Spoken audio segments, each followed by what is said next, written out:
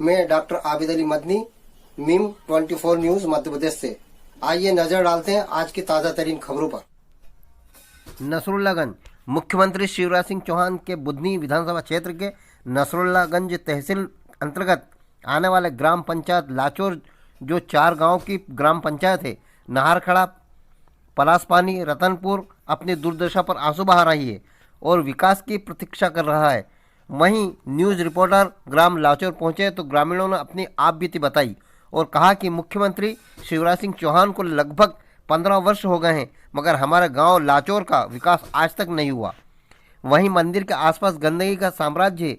गंदगी में ही श्रद्धालुओं को दर्शन के लिए इसी गंदगी के बीच से होकर मंदिर जाना पड़ता है। वहीं जो नदी तक रोड बनाना था, वहां से भारी भारी डंपर गिट्टी के निकलते हैं, जबकि रोड की इतनी क्षमता नहीं थी। भारी वाहन होने के कारण रोड पूरी तरह उखड़ गया है।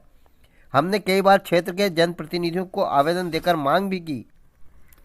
बारिश में जान जोखिम में डालकर नदी पार करना पड़ती है, क्योंकि हमारे खेत नदी के पार हैं। कई समय से हम मांग कर रहे हैं कि नदी पर पुल बनाया दिया जाए, मगर आज तक किसी ने हमारी सुध नहीं ली। वहीं ग्रामीणों का कहना है कि मुख्यमंत्री शिवराज सिंह चौहान बुधनी नसरुल्लागंज विधानसभा क्षेत्र के विधायक होने के बाद भी हमने उनको आवेदन दिया था, मगर अभी तक कोई सुनवाई नहीं हुई। नसरुल्लागंज से सीहोर जिला संवाददाता चांद मियां की रिपोर्ट। नहीं होती।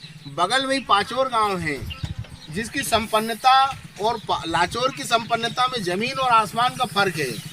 आप खुद देख लेंगे कि जिस गांव से नहर निकल के गई है उस गांव की स्थिति क्या है, और जिस गांव जो सूकत में आता है, हमारा गांव सूकत में आता है, इसकी क्या स्थिति है। आज ये नदी में पानी है, लेकिन 1 महीने बाद आप यदि आके देखेंगे तो पूरी नदी आपको सूखी मिलेगी। इस सूखी नदी में से इतना पानी नहीं निकलता है कि हमारे यहाँ से मतलब ये थोड़ा सा पानी ले जा करके और अपना मकान बना ले, या कोई बात डोरों को, मवेशियों को पानी पिला दे, या कोई काम कर ले। इतना पानी तक नहीं रहता। जल स्तर जो है उसकी प्रतिदिन गिरावट नीचे होती चली जा रही है। हमने ये निवेदन भी किया, कई वर्षों पहले निवेदन किया था कि श्रीमान जी, जल स्तर बहुत नीचे चला जा रहा है। इस जल स्तर को संजोए रखने के लिए ये आवश्यक है कि डैम बनाया जाए। इस नदी पर मोगरा खेड़ा में डैम बनना बड़ा ही आवश्यक है। हमने 500 गांव के, मैंने स्वयं ने किसानों के हस्ताक्षर करवा के माननीय मुख्यमंत्री महोदय जी के हाथ में दिया, उन्होंने स्वीकार किया। लेकिन कुछ अपरिहार्य कारणों से 63 किसानों, उनको 63 किसान ज्यादा महत्वपूर्ण लग रहे हैं। मैंने फिर 181 पे शिकायत की कि भैया ये मोगरा खेड़ा डैम क्यों निरस्त किया गया, कृपया इसके कारण बताया जाए। उनका ये कहना है कि 63 किसानों की जमीन डूब रही है।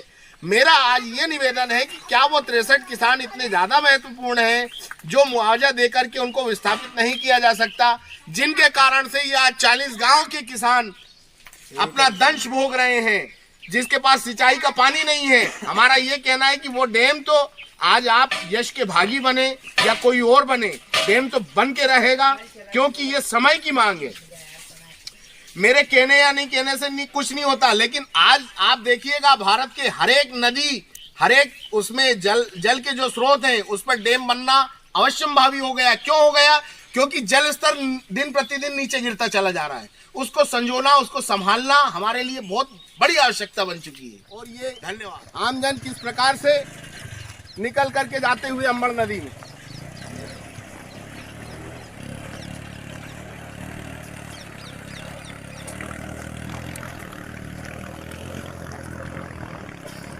हमको अलग प्रदान नहीं की गई।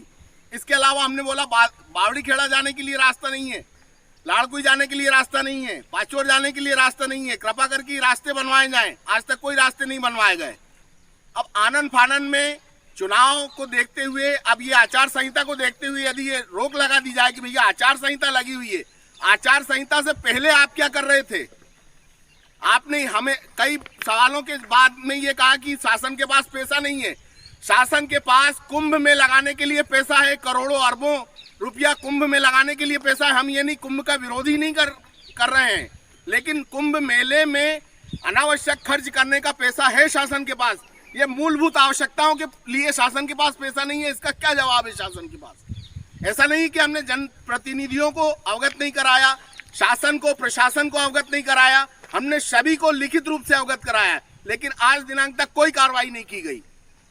मैं मार्तंड सिंह चौहान, एडवोकेट, ग्राम लाचौर, निवासी ग्राम लाचौर। धन्यवाद। नदी को पार करके जा रहे हैं, ये सारा कुछ आना चाहिए, आना आवश्यक है। जनप्रतिनिधियों की संज्ञान में आना बड़ा ही नहीं रोका गया। नतीजा आपके सामने है, ये पूरा रोड फूट गया है। ये सड़क जो है देख रहे हैं आप, ये सड़क मतलब डंपरों के द्वारा फोड़ दी गई। हमने लिख के दिया तहसीलदार महोदय को कि भाई ये सड़क जो है मतलब ये यहाँ से डंपर नहीं निकलवाया जाए। डंपर वालों ने वहाँ के वहीं मर जाए, उसको कोई फर्क नहीं पड़ता। यहाँ पे छात्र छात्राएं उस पार भी रहते हैं, किसान उस पार भी रहते हैं, आधा गांव के लोग उस पार रहते हैं, आधे गांव के लोग इस पार रहते हैं। तो ये इन लोगों को कोई फर्क नहीं पड़ता कि भैया आपसे हमको कोई मतलब। ये वही डंपर के द्वारा फोड़ा गया मार्ग है जो ये मेन मार्ग है, लेकिन वहां पर अभी इतनी गहराई है, कमर से ऊपर इतनी गहराई, वहां से निकलना संभव नहीं, इसलिए वैकल्पिक मार्ग यहाँ से निकल के आवागमन हो रहा है। किसी भी शासन प्रशासन ने इस ओर किसी ने ध्यान नहीं दिया। हमने राइटिंग में दिया था कि ये श्रीमान जी नुकसान होने की संभावना है, कोठी डली हुई है, लेकिन वो पूरा गई, कोई साफ सफाई नहीं। लिखित में हमने दिया लेकिन कुछ भी नहीं, ये पूरा कीचड़ मचा हुआ रहता। नहर तो शाखा प्रदान नहीं की गई, हमने मांग की तो आज तक कोई शाखा प्रदान नहीं की गई। अतिक्रमण हटाने के लिए हमने स्कूल का अतिक्रमण हटाने के लिए बोला, आज तक कोई अतिक्रमण नहीं हटा। ये पूरी नदी भरी हुई रहती, वहां तक थोप लगी हुई रहती, जो कि मैंने आपको अभी बताया। वो घूम करके लाड़कुई से होकर के अपना मतलब उसमें जाते हैं, जिससे कि उनको बड़ा मुश्किल से अपनी खेती बाड़ी नहीं है। ये एक रोड है जो कि डंपरों के द्वारा, ओवरलोड डंपरों के द्वारा खोल दिया गया है।